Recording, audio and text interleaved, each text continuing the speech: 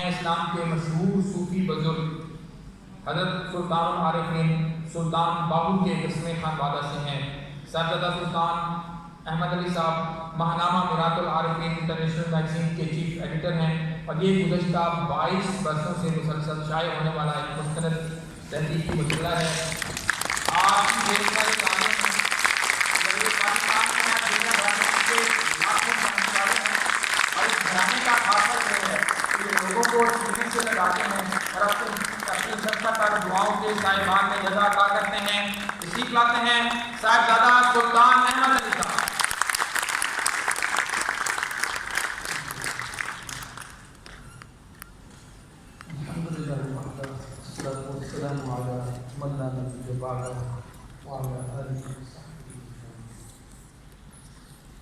ورکی vice chancellor doctor عطر محمود صاحب، خواجہ معین الدین قریشہ صاحب، تمام معزز و محترم خواتین و حضرات، respected scholars, faculty members, students، السلام علیکم۔ میں سب سے پہلے خواجہ غلام فرید شعر کے روح رواں خواجہ راول قریشہ صاحب کا شکریہ ادا کرتا ہوں اور اس شعر کے تمام آنریبل ممبرس کو مبارکباد پیش کرتا ہوں۔ اور میں اس کے ساتھ یہاں یہ اعتراف اور اقرار ضروری سمجھتا ہوں کہ جو کام ورکی وائس چانسلر صاحب اس یونیورسٹی میں کر رہے ہیں، خاص طور پہ میں لٹریچر سے تعلق رکھتا ہوں، حضرت علامہ اقبال کے اوپر، حضرت خواجہ غلام فرید کے اوپر اور باقی جتنے شعبہ جات میں آپ کا کنٹریبیوشن ہے، آپ اس یونیورسٹی کے اس عظیم کام کی بدولت بہاولپور کے لوگوں کے دلوں میں، اہل علم کے دلوں میں ہمیشہ زندہ رہیں گے۔ میں آنریبل وائس چانسلر صاحب کو دلی مبارکباد بھی پیش کرتا ہوں اور سمجھتا ہوں کہ آپ سب لوگ جو اس روایت سے وابستہ ہیں اس عظیم کام سے آپ کے ممنون ہیں اور اس کے بعد میں آنریبل جاوید چانیو صاحب کی ایک جملہ میں نے بڑا عرصہ اپنے سینے سے لگا کے رکھا ہے کہ جے تن رل سے نہیں تے تن رل سے نہیں۔ یہ وحدت الوجود کے سفر کا، سلوک کی منازل کا نچوڑ ہے کہ جب تک آپ جو بات ابھی شیخ صاحب کر رہے تھے کہ اپنے آپ کو فنا نہیں کرتے، خواہشات کو فنا نہیں کرتے، تب تک آپ اس قافلے کے اندر شامل نہیں ہو سکتے۔ Please allow me to formally begin and میرے لیے یہ اعزاز ہے کہ حضرت سلطان العاشقین، تاج الاولیاء، خاتمۃ الشعراء حضرت خواجہ غلام فرید سنگھ رحمۃ اللہ تعالیٰ علیہ سے منسوب اس کانفرنس میں شریک ہوں اور آپ کی شخصیت مبارکہ میرے نزدیک ہندوستان کی اسلامی تاریخ میں تاج محل، قطب مینار، مینار پاکستان سے بھی زیادہ بڑی سمبولک ہے۔ وہ تہذیب جس کی ہم نے یہاں 1100 سال تک پرورش کی، اس تہذیب کی پرورش کا نتیجہ تھا کہ یہاں حضرت خالد سنگھ جیسی قدامت عظیم المرتبہ شخصیت پیدا ہوئی اور اس خطے کا اگر واقعتاً کوئی انٹرنیشنل انٹروڈکشن ہے، کوئی اس خطے کا سمبل ہے، وہ حضرت خالد سنگھ کی ذات گرامی ہے۔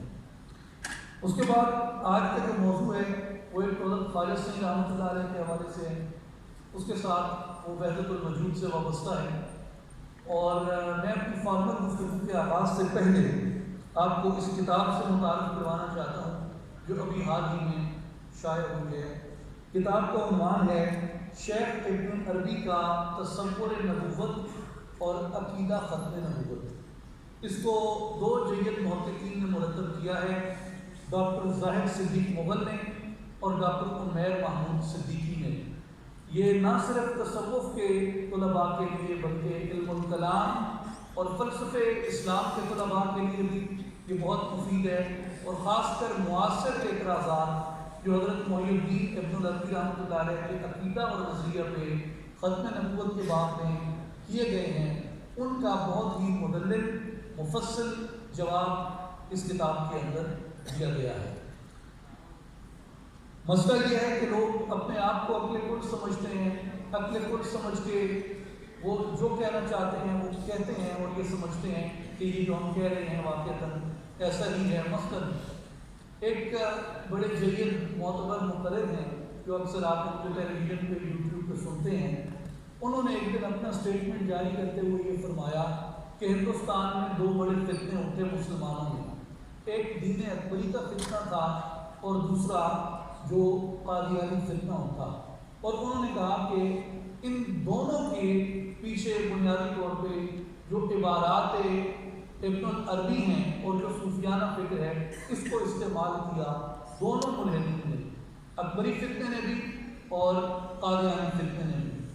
لیکن وہ یہ مینشن کرنا کیوں بھول گئے؟ مجھے اس کو، میں ان کے احترام جتنی بڑی ان کی شخصیت ہے، میں اس کو انٹلیکچوئل ڈس آنیسٹی نہیں کہہ سکتا، میں اس کو دانشورانہ بددیانتی تو نہیں کہہ سکتا ان کی شخصیت کے احترام میں، کہ وہ یہ بتانا کیوں بھول گئے کہ اگر اکبری فتنے کے خلاف بھی کسی نے جہاد کیا تو وہ حضرت شیخ احمد سرہندی تھے جو خود صوفیانہ فکر سے تھے، اور مرزائیت کے خلاف بھی جو سب سے پہلا علمی قلبی جہاد ہوا وہ حضرت شیخ ابن العربی کے بہت بڑے مداح، ان کے بہت بڑے عالم اور چشتیہ روایت کے بہت عظیم صوفی بزرگ حضرت پیر مہر علی شاہ گولڑوی رحمۃ اللہ علیہ نے کیا۔ تو آپ کو یہ یاد رکھنا چاہیے کہ یہ دونوں فتنے جو الحاد کی پیداوار سے یہ اٹھے، ان کے خلاف اگر کسی نے جہاد کیا تو وہ حضرت شیخ ابن العربی کے پیرو ہی تھے، ان کے ماننے والے تھے جنہوں نے اس پہ جہاد کیا۔ اس کے بعد میں آپ سے عرض کرنا چاہتا ہوں کہ جس اصطلاح کو ہم ڈسکس کر رہے ہیں وحدت الوجود، یہ وحدت الوجود کی اصطلاح کیا ہے؟ اس پہ بہت سے راسل گفتگو آپ نے فاضل مقررین سے سنی کہ وحدت الوجود کیا ہے، اس کی اصطلاح کیا ہے۔ کیا آپ کو معلوم ہے کہ یہ جس شخصیت سے منسوب ہے محی الدین شیخ الاکبر ابن عربی سے، آپ کو پتہ ہے کہ شیخ الاکبر کی کسی کتاب کے اندر وحدت الوجود کی اصطلاح ہی موجود نہیں ہے۔ آپ نے جن سے اتنا بڑا نظریہ منسوب کر کے کبھی اس کو پینتھیزم سے، کبھی اس کو ویدانت سے، کبھی اس کو کسی فکر سے، کبھی اس کو کسی فکر سے، یونانیت سے اور دیگر چیزوں سے ہم اس کو منسوب کر دیتے ہیں۔ اب میں اس کو بات نہیں کرنا چاہتا کہ ایسا کیوں کرتے ہیں، لیکن اگر آپ پولیٹیکل سائنس کو جانتے ہیں اور ایڈوانس پولیٹیکل تھیوریز کو جانتے ہیں تو آپ نے ڈائبولیکل اینمی امیج اسکیما پڑھا ہوگا، جو کہ کوگنیٹو اسٹڈیز کے اندر پڑھایا جاتا ہے پولیٹیکل سائنس کے اندر، جس میں دشمن کی، آپ کے اینمی کی تصویر کو اس طرح پینٹ کیا جاتا ہے کہ لوگ اس کو دیکھ کے خوف کھائیں۔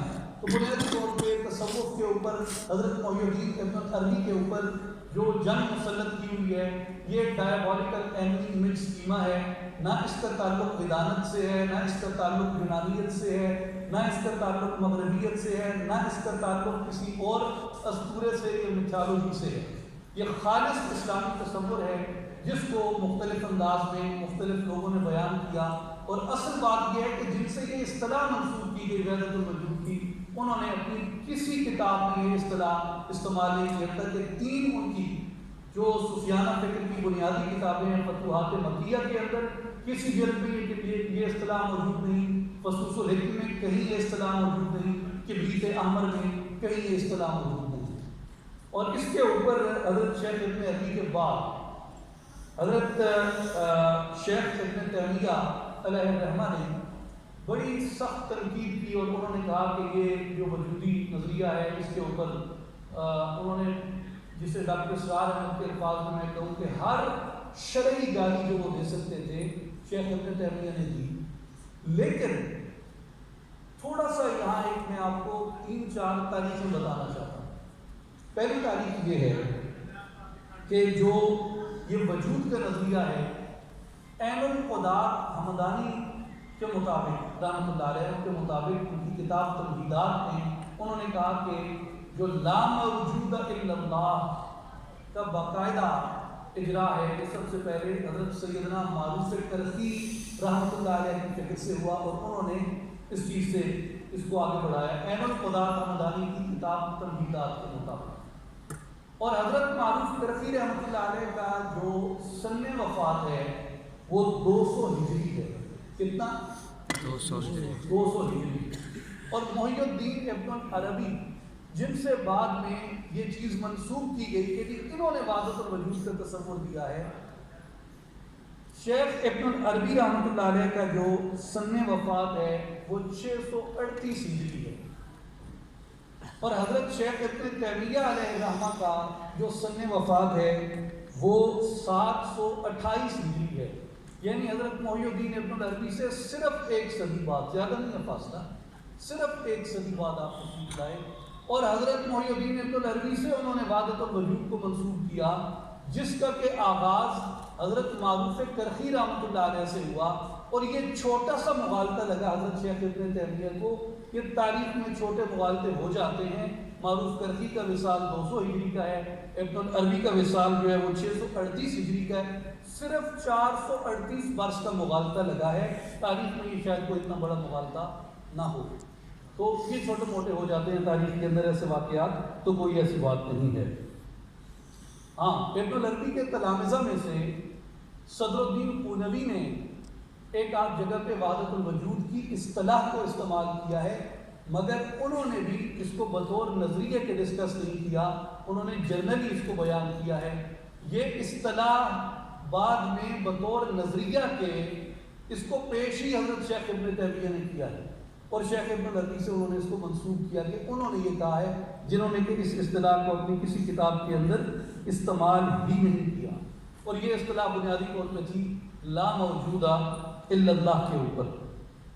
اب لا موجودہ الا اللہ کی جو یہ ساری تشریح ہے، جو اس سے پہلے بھی بیان کی گئی کہ یہ دنیا جو ہے اس کا جو وجود ہے وہ حقیقی ہے یا حقیقی نہیں ہے، یا ہم سب جو اس کے اندر رہتے ہیں ہماری سب کی اس کے اندر کیا حیثیت ہے. تو مجھے یہ لگتا ہے کہ جیسے جیسے وقت گزر رہا ہے شاید ٹیکنالوجی ہمارے اوپر بہت سی ایسی چیزیں ریویل کر رہی ہے جو ہمارے بہت سے بڑے کویسچنس کو آنسر کرتی ہیں. ابھی ریسنٹلی جو ٹیکنالوجیز آئی ہیں، میں ٹیکنالوجی کا آدمی نہیں ہوں، لیکن بطور اس سوسائٹی کے فرد کے چیزوں کے بارے میں جتنا جانتا ہوں، ہولو لینس کا ایک کانسیپٹ ہے.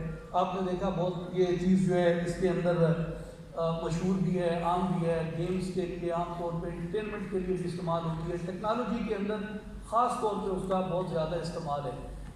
اس میں دو چیزیں ہیں، ورچوئل ریئلٹی ہے اور آگمنٹڈ ریئلٹی ہے. اور ابھی جس چیز کے اوپر، جس کو موجو لینس کہتے ہیں، اس کے اوپر جو کام کیا جا رہا ہے وہ ایک بہت چھوٹا سا آپ کا آئی لینس ہوگا جو آپ اپنی آنکھ کے اندر لگا دیتے ہیں، تو آپ اس ریئلٹی کے اندر چلے جاتے ہیں. فرض کیا اس کے اوپر ایکسپیریمنٹس ہوئے ہیں، اور یہ چیز ہولو لینس وغیرہ تو عام طور پہ مارکیٹ میں ہے، موجو لینس بھی اس کے اوپر پریڈکشنز ہیں کہ آنے والے 1-2 سال میں وہ اویلیبل ہوگا مارکیٹ میں. اور اس کا بنیادی تصور میں آپ کو بتاتا ہوں. فرض کیا آپ ایک کمرے کے اندر جاتے ہیں، ایک کمرے کے اندر آپ بیٹھے ہیں، اس کی ساری دیواریں سفید ہیں، ایک سفید ٹیبل پڑی ہے، سفید 2-3 چیئرز پڑی ہیں، اس کے اوپر آپ 3-4 لوگ جا کے بیٹھے ہیں، آپ نے وہ لینس لگایا ہوا ہے، آپ وہاں اپنا آفس کام کرنا چاہتے ہیں. آپ اس کمرے کو اپنی مرضی کے انوائرمنٹ میں ڈھال دیتے ہیں. مثال کے طور پہ آپ یہ چاہتے ہیں کہ میری اس سائڈ کے اوپر ایک بہت بڑی کوئی پینورامک ویو کی ایک پینٹنگ ہونی چاہیے. وہ دیواریں سفید ہیں، لیکن آپ ہولو لینس کی مدد سے آپ ایک ونڈو اوپن کریں گے اسی کے اندر، اور اس دیوار کے اوپر آپ اس سلائڈ کو لگا دیں گے. آپ کے ویژن کے اندر وہ تصویر، وہ پینورامک ویو وہاں ایگزسٹ کرتے ہیں، اور آپ یہ چاہتے ہیں کہ میرے سامنے ایک بہت خوبصورت گارڈن کا ویو ہونا چاہیے، درمیان میں کھڑکی ہونی چاہیے، اس رنگ کے کرٹن ہونے چاہیے. آپ ان کو پلیس کر دیں گے، اور آپ یہ چاہتے ہیں کہ آپ کی رائٹ سائڈ کے اوپر 2 ٹی وی اسکرینس کھلی ہوں اور اس رنگ کی دیوار ہو. آپ اس ونڈو کو وہاں پہ کھول دیں گے، اوپن کر دیں گے. اپنے سامنے ٹیبل کے اوپر آپ لیپ ٹاپ ٹائپ یا کوئی بھی اپنی اس طرح کی ونڈو اوپن کر لیں گے، اور اپنے سامنے آپ کی بورڈ کھول لیں گے. نہ وہ پینٹنگ ایگزسٹ کرتی ہے ریالٹی کے اندر، نہ سامنے کا منظر ایگزسٹ کرتا ہے ریالٹی کے اندر، نہ رائٹ سائڈ پہ لگی ہوئی 2 ٹی وی اسکرینیں ایگزسٹ کرتی ہیں، نہ آپ کے سامنے کھلا ہوا لیپ ٹاپ ایگزسٹ کرتا ہے. اور جس کی بورڈ سے آپ ٹائپ کر رہے ہیں وہ کی بورڈ بھی ایگزسٹ نہیں کرتا. جس سکرین کے اندر ٹائپ ہو رہا ہے وہ سکرین بھی ایگزسٹ نہیں کرتی. اور اگر آپ وہ ٹائپنگ کر کے کنٹرول پی کی کمانڈ دیں گے، پرنٹر سے پرنٹ بھی نکل آئے گا، آپ اپنے کسی دوست کو میسج یا ای میل کریں گے وہ بھی اس کو چلی جائے گی، کسی سوشل میڈیا ٹول کے اوپر جا کے اگر آپ کوئی پوسٹ کریں گے تو وہ پوسٹ بھی وہاں پہ چلی جائے گی، کس لیپ ٹاپ سے جو ایگزسٹ ہی نہیں کرتا، کس کی بورڈ سے آپ نے ٹائپ کیا وہ کی بورڈ ایگزسٹ بھی نہیں کرتا، تو آپ کو ورچوئل ریئلٹی سے یا آگمنٹڈ ریئلٹی سے اس بات کا اندازہ ہوتا ہے کہ ایک چیز جو فی الواقع ایگزسٹ نہیں کرتی، جو موجود نہیں ہے، موجود نہ ہو کر بھی اپنا وجود برقرار رکھ سکتی ہے، اس سے آپ پیغامات بھی بھیج سکتے ہیں، اس سے آپ پرنٹ بھی لے سکتے ہیں۔ تو اس لیے جو محی الدین ابن عربی رحمۃ اللہ علیہ نے اور اس قبیل کے دیگر صوفیاء نے جو نظریہ دیا اس کائنات کے غیر حقیقی ہونے کا یا اس کائنات کے فانی ہونے کا، اس کو ہمیں اس کانٹیکسٹ کے اندر بھی سمجھنے کی ضرورت ہے کہ مثال کے طور پہ جسے غالب کا ایک شعر عام طور پہ اس کے لیے ریفر کیا جاتا ہے کہ ہستی کے مت فریب میں آ جائی و اسد، عالم تمام حلقہ دام خیال ہے، یا اسی طرح حکیم الامت حضرت علامہ اقبال رحمۃ اللہ علیہ نے بھی اس کے اوپر فرمایا ہے کہ میں کہاں ہوں تم کہاں ہے، یہ مکان کے لا مکان ہے، یہ جہاں میرا جہاں ہے یا تیری کرشمہ سازی، یہ ہے یا نہیں، یہ مکان ہے یا نہ مکان ہے، یعنی یہ ایگزسٹنگ ہے یا نان ایگزسٹنگ ہے، یہ کیا یہ میرا جہاں ہے یا یہ تیری کرشمہ سازی ہے۔ اسی طرح اب میں بانگ درا کی نظموں کا حوالہ دوں گا تو وہ لوگ جو ڈائبولیکل اینی امیج اسکیما کے تحت ایک خاص جو میں ریفر کروں گا مارک کرٹس کی کتاب ہے Britain's collusion with radical Islam the secret affairs, آپ اس کتاب کو ضرور پڑھیں، آپ کو یہ ساری جو اینٹی تصوف، اینٹی ابن العربی، یہ جتنی کیمپین کی جاتی ہے اس ساری کی ریئلٹی آپ کو پتہ چل جائے گی کہ اس کا انٹرنیشنل ایجنڈا کیا تھا۔ وہ بہرحال ایک ڈفرینٹ چیز ہے۔ اب میں اگر بانگ درا سے کروں تو جیسے ڈاکٹر سعید صاحب نے کہا کہ لٹریچر جس طریقے سے خاص کر اردو زبان میں ڈاکیومنٹ کر کے موجود ہے، تو وہ لوگ کہیں گے کہ یہ تو اقبال کے ابتدائی زمانے کی بات ہے۔ اقبال ارمغان حجاز کے اندر فرماتے ہیں زمین و آسمان و چار سو نیست، زمین و آسمان و چار سو نیست، درین عالم بجز اللہ نیست۔ اس کی کیا تصویر ہے کہ یہ زمین بھی نہیں ہے، آسمان بھی نہیں ہے اور چار سو بھی موجود نہیں ہے، درین عالم اس دنیا کے اندر بجز اللہ نیست، اس کے علاوہ کچھ بھی نہیں ہے۔ جو مصنوعی کے آغاز میں حضرت مولانا جلال الدین رومی رحمۃ اللہ علیہ فرماتے ہیں کہ جملہ معشوقست تو عالم پردئی، زندہ معشوقست تو عالم مردئی، اور یہی بات ہے جو علامہ اقبال فرماتے ہیں زمین و آسمان و چار سو نیست، درین عالم بجز اللہ نیست۔ تو حضرت علامہ اقبال کی بھی جو بات کی جاتی ہے کہ آپ نے حضرت شیخ محی الدین ابن العربی رحمۃ اللہ علیہ سے اختلاف کیا، تو حضرت علامہ کا اختلاف رہا ہے، لیکن حضرت علامہ اقبال نے 1928 کے بعد ان کی جو جستجو ہے اور حتیٰ کہ ان کے اپنے کلام کے اندر جو عکاسی ہے کسی نظریہ کی جس کو آج وحدت الوجود سے ایسوسیٹ کیا جاتا ہے، یہ جو حضرت محی الدین ابن العربی کا نظریہ تصوف ہے، آپ کو یہ معلوم ہوتا ہے کہ اقبال اس کو سیکھتے بھی تھے، اور خاص کر اقبال کے خطبات کے اوپر سید سلیمان ندوی صاحب کے اور دیگر اکابر بزرگوں کے جو اعتراضات ہیں ان کی بنیادی وجہ حضرت علامہ اقبال کے وجودی نوعیت کے خیالات ہیں جو انہوں نے reconstruction of religious thoughts in Islam میں پیش کیے۔ اور اس کے بعد علامہ اقبال کا خاص طور پہ یعنی وہ مذہب کے اس بات کے اوپر بات کر رہے ہیں جن کی طرف ڈاکٹر سعید صاحب نے اشارہ کیا کہ انسان کے علم کے ذرائع ہیں، انسان حواس کے ذریعے علم حاصل کرتا ہے، انسان عقل کے ذریعے علم حاصل کرتا ہے، اور تیسرا جو ذریعہ علم ہے وہ مخبر صادق کی خبر ہے، سچے خبر دینے والے کی خبر ہے۔ تو علامہ اقبال نے بنیادی طور پہ عقل کا بھی اس بات کیا، حواس کا بھی اس بات کیا، اور جب وحی اور الہام کے اوپر آئے اور انہوں نے مخبر صادق کی خبر کی بات کی تو یہاں علامہ اقبال کا جو تمام ڈائیلاگ ہے، جو تمام آرگیومنٹیشن ہے علامہ اقبال کی، جو تمام ان کی ریزننگ ہے وہ وجودی ریزننگ ہے، اور اسی ریزننگ کی بنیاد پہ بہت سے لوگ یہ کہتے ہیں کہ reconstruction of religious thoughts in Islam جو علامہ اقبال کے خطبات ہیں وہ نہ چھپتے تو اچھا تھا۔ اس کی بھی بنیادی وجہ یہی ہے کہ جس زمانے میں اقبال زندہ تھے سوائے وجودی فکر کے مذہب کے اس بات کی کوئی راہ علامہ اقبال کو نظر نہیں آئی. اور آج بھی اگر آپ جو الہاد کی ویو ہے آپ کے سامنے جتنی بڑی بڑی تھیوریز ہیں وہ چاہے بلیک ہول ہو وہ کوانٹم میکینکس ہو اس کے علاوہ جتنی ٹیکنالوجیز آ رہی ہیں اگر آپ وجودی آرگومنٹیشن کو نہ اپنائیں نہ آپ اپنے خدا کو سائنسی طور پہ عقیق بحث کے ساتھ دیکھ سکتے ہیں اور نہ آپ اس کو حصی بحث کے ساتھ دیکھ سکتے ہیں تو آپ کے پاس جو آرگومنٹیشن بچتی ہے وہ وجود ہی کی بچتی ہے جس سے آپ وجود باری تعالیٰ کے اوپر اور اس بات مذہب کے اوپر بات کر سکتے ہیں. گفتگو کے آخری حصے میں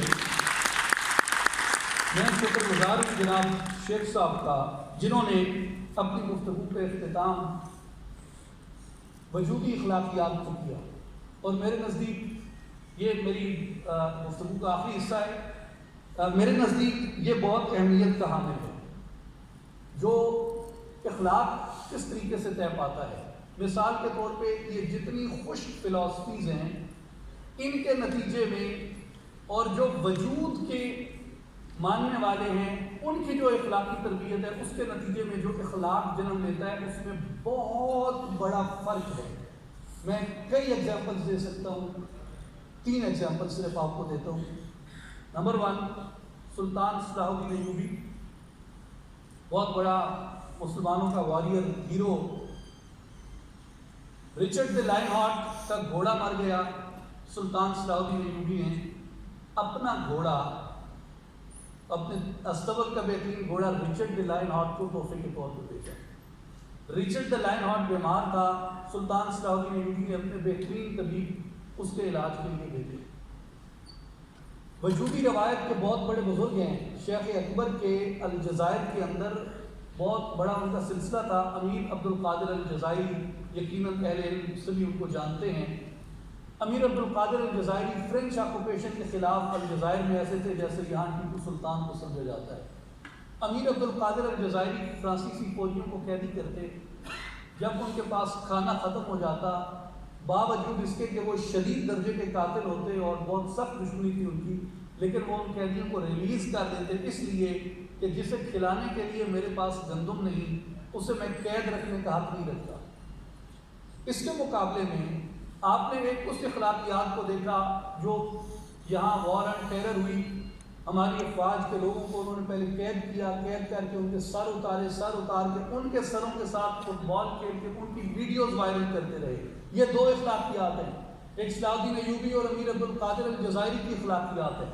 ایک آپ کے سامنے یہ شدت کی وحشت کی دہشت کی ظلم کی جبر کی اخلاقیات ہے. ان دونوں کے درمیان فرق کیا ہے؟ ان دونوں کے درمیان فرق یہ ہے کہ سلطان صلاح الدین ایوبی خود حضرت شیخ عبد القادر جیلانی کے ارادت مندوں میں تھے اور امیر عبد القادر الجزائری وہ حضرت شیخ ابن العربی کے سلسلہ اکبریہ کے شیخ طریقت تھے. یہ ان کی اخلاقیات تھی کہ بدترین دشمن کی بھی وہ رسپیکٹ کرتے تھے. اور یہ اخلاقیات جو اس خشک ملائیت کے نتیجے میں پیدا ہوتی ہے یہ اس کی اخلاقیات ہے کہ دشمن کے سر اتار کے اس کے سروں کے ساتھ فٹ بال کھیلتے ہیں. آپ اپنا فیوچر خود منتخب کر لیں. میں کیوں کہتا ہوں کہ ہم ڈاکٹر عطر محبوب کے مقروض ہیں؟ اس لیے کہ آپ اس خطے کی روایت میں اس اخلاقیات کو روایت کر رہے ہیں جو دشمن کا بھی احترام سکھاتی ہے. اور یہ خواجہ غلام فرید رحمۃ اللہ علیہ کی روایت ہے جو آپ کو بس دشمن کا بھی احترام سکھاتی ہے. یہ احترام کیوں سکھاتی ہے؟ سادہ بات یہ ہے اس کے لیے صوفیاء کرام نے بہت سی چیزیں لکھی ہیں. وجودی روایت میں 2-4 چیزیں بہت زیادہ ریفر کی جاتی ہیں. خاص کر یہ حدیث قدسی کہ لا یسعنی ارضی ولا سمائی ولکن یسعنی قلب عبد المؤمن کہ میں زمین اور آسمان میں نہیں سماتا بلکہ میری سمائی بندہ مومن کے دل میں ہے. وفی انفسکم افلا تبصرون ہم تمہارے انفس کے اندر موجود ہیں کاش کہ تم دیکھتے. ونحن اقرب الیہ من حبل الورید ہم بندے کی شہرت سے بھی زیادہ اس کے قریب ہیں. تو اس میں یہ کہا جاتا ہے کہ آپ یہ نہیں دیکھتے کہ آپ کے سامنے یہ ڈھانچہ کھڑا ہے بلکہ آپ یہ دیکھتے ہیں کہ اس کے اندر کون ہے. اور جلال الدین رومی نے مثنی میں اس کے اوپر یہ استدلال دیا کہ جبریل آدم علیہ السلام کو سجدہ کرنے والوں میں سب سے پہلے فرشتے تھے اور ابلیس انکار کرنے والوں میں تھا. تو مولانا رومی یہ استدلال کرتے ہیں کہ فرق یہ تھا کہ جبریل کی نظر وَنَفَخْتُ فِيهِ مِن روحی کے اوپر تھی کہ اس کے اندر جو روح پھونکی گئی ہے، اور ابلیس کی نظر آدم کے صرف ظاہری وجود کے اوپر تھی۔ تو آپ جب آدمی کو دیکھتے ہیں، مولانا رومی کہتے ہیں کہ آدمی کو دیکھ کے یہ فیصلہ کرو کہ تم آدمی کو جبریل کی نظر سے دیکھتے ہو یا آدمی کو ابلیس کی نظر سے دیکھتے ہو۔ جبریل کی نظر سے دیکھو گے تو تمہیں آدمی میں نور نظر آئے گا، اور ابلیس کی نظر سے دیکھو گے تو یہ خاک و آب کا پتلا نظر آئے گا۔ اس لیے آپ جب وجود کی آواز میں آتے ہیں تو وہاں آپ کو مرزا غالب یہ کہتا سنائی دیتا ہے کہ ہر ایک مکان کو ہے مکنی سے شرف اثر۔ اب میری گاڑی ہے، اس کے اوپر آپ پھول برسائیں تو کیا وہ اس کے لوہے کے دروازوں اور وہ گلاس کا احترام آپ کر رہے ہیں یا مجھے محبت دے رہے ہیں؟ اور اگر میری گاڑی کے اوپر کوئی انڈے ٹماٹر مارتا ہے تو کیا کسی کی دشمنی وہ اس ربڑ پلاسٹک لوہے شیشے کے ساتھ ہے یا میرے ساتھ ہے؟ اگر کوئی گاڑی کی تعظیم کرتا ہے تو دراصل وہ مجھے تعظیم دیتا ہے، اور اگر کوئی اس کی توہین کرتا ہے تو دراصل میری توہین۔ آپ کسی کے مکان کو پھول پھینکیں، آپ مکین کی تعظیم کرتے ہیں۔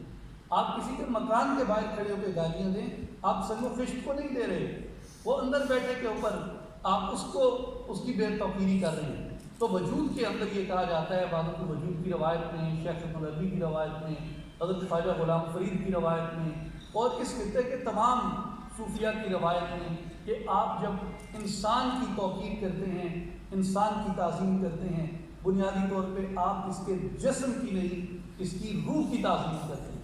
تو جب مجھے یہ احساس ہوا کہ من عرف نفسہ فقد عرف ربہ، جس نے اپنے آپ کو پہچانا اس نے اپنے رب کو پہچانا، تو جو رب کو پہچانتا ہے اپنے اندر سے پہچانتا ہے، اپنے اندر سے وہ اس کو پاتا ہے۔ تو اس لیے جب آپ وجود کی روایت کے اندر آتے ہیں، اپنے آپ میں دیکھتے ہیں میرے اندر کس کا نور ہے، اس کا نور ہے۔ اچھا، تو یہ جو سامنے بیٹھا ہے اس کے اندر کس کا نور ہے؟ میرے اندر جو روح آئی ہے وہ وَنَفَخْتُ فِيهِ مِن رُوحِي۔ اب سیدی صاحب اس پہ بات کریں گے، میں تو عربی زبان کا عالم نہیں ہوں کہ یہ یائے متکلم سے کیا مراد ہے روحی سے۔ تو یہ بنیادی طور پہ آپ اس نور کی طرف جاتے ہیں تو انسان یہ سوچتا ہے کہ جو نور میرے اندر ہے میرے سامنے والے کے اندر بھی یہی نور ہے۔ پھر آپ انسان سے اس درجے کی محبت کرنے لگ جاتے ہیں، آپ کے ہاتھ ظلم سے رک جاتے ہیں، آپ کی نگاہ بے توقیری سے رک جاتی ہے، اور آپ کی زبان گالی گلوچ سے رک جاتی ہے، انسان سے محبت پیدا ہو جاتی ہے۔ کسی نے آپ سے زیادتی بھی کر دی تو آپ کے اندر یہ سوچ کے برداشت پیدا ہو جاتی ہے کہ اس پہ کچھ دیر کے لیے اس کا نفس غالب آ گیا تھا، اپنی روح سے یہ برا نہیں ہے، کیونکہ سب کے اندر وہی ایک آفاقی روح ہے جو نور ہے۔